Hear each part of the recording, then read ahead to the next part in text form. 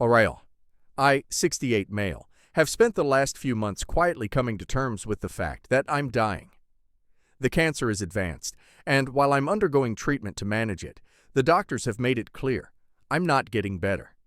I've had time to reflect, to settle my affairs, and to take stock of what my life has meant. And in the middle of that process, I made a decision that has apparently turned me into the villain in the eyes of my late wife's children. My stepchildren.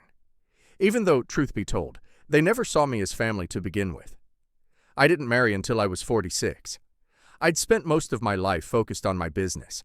I built a construction company from scratch, which grew into something solid and successful. I owned my home outright by the time I was 40, and later bought a lakeside holiday house as a retreat for myself.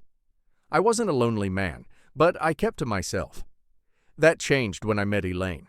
Elaine was 42 when I met her, vibrant, sharp, kind, with this dry wit that cut right through any room. She had been divorced for 5 years and had 2 children from her previous marriage. A daughter, Grace, then 16, and a son, Nathan, then 14. We met at a mutual friend's housewarming. I wasn't looking for anything serious, but we clicked. Slowly, then all at once. Elaine had this grace about her, calm, patient, and warm.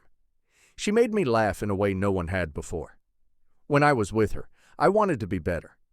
She was careful about introducing me to her kids, and when she did, I could immediately feel the chill.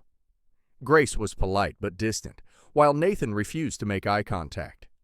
I didn't expect to be embraced right away, but I didn't expect to be resented so openly either. It became clear, over time, that they still held on to the fantasy of their parents getting back together. Their father, Andrew, was not a terrible man by any stretch, but he had made it clear he had no interest in reconciliation. He had already remarried, moved to another state, and only saw the kids during holidays.